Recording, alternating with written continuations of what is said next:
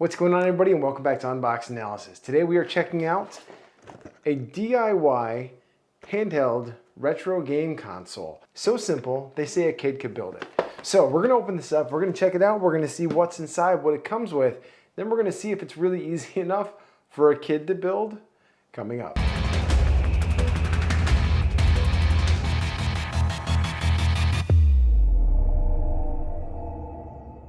So on this channel, we've covered quite a few retro emulators. Most of them came from Temu, a couple from Amazon, stuff like that. Now, CircuitMess is a little bit different.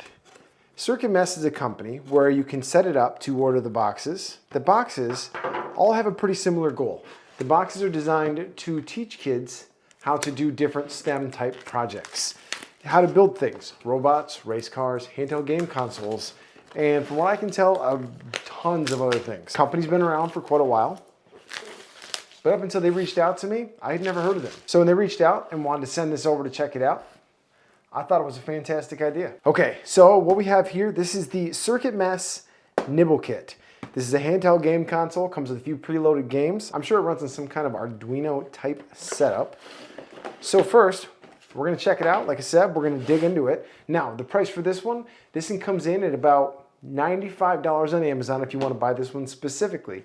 Or they have a whole bunch of different packages for their boxes. Basically, the more boxes you order ahead of time, the cheaper they are, down to about 75 bucks. So if this is something you really want to get your kids into at a younger age, right here you can see it suggests 9+. On the back, it tells us what comes in it, but we're going to jump in and check that out ourselves. So right off the bat, first thing we're going to see, looks like your build guide maybe? Let's see. Nope, not a build guide. Looks like the build guide is probably going to be digital, is my guess. Okay, so after looking through for a minute, it's got a lot of really useful information, but not a build guide yet. I really hope we see a build guide in here. I mean, sure, a video one's not bad. I mean, you guys are watching this on a video, but sometimes it's nice to have a hard copy in front of you. We'll see how that goes. All right, so it looks like we have some kind of charging cable. I'm not the biggest fan of this so far, the cable, not the idea. I love the idea. Now, I do know that this kit is a little bit older, but from what I can see, it's been selling for at least 2 years. You think they could have put a USB Type-C on here. So CircuitMess, do me a favor, upgrade to that USB Type-C. I know that they do have some newer consoles out there. This might just be a pet peeve of mine. I'm just not a huge fan of that connector, especially when kids are involved because, well, us in the tech industry, we all know how prone that connector is to failure. This already screams adult supervision. So this right here comes with a soldering kit. Seems like a decent little one. It's got a couple of buttons on it. I mean, even your cheap soldering kits go for 10 to 15 bucks. This is probably about a $20 soldering kit, so a little bit of value. Looks like you have your solder here. So if we look in here, we have 5 extra tips for the soldering iron. A couple of AAA batteries included. Oh, wow. So they're really getting into it here. Now, I didn't do a lot of research on this project because I really wanted to go into it kind of blind. I did some price research. I did some, look up on reviews. The reviews are pretty positive. On average, like a 4.5 out of 5 star across the board. But I wanted to kind of go into this blind because I wanted to be surprised. All right, so we have all sorts of things in here. Let me get some of these out.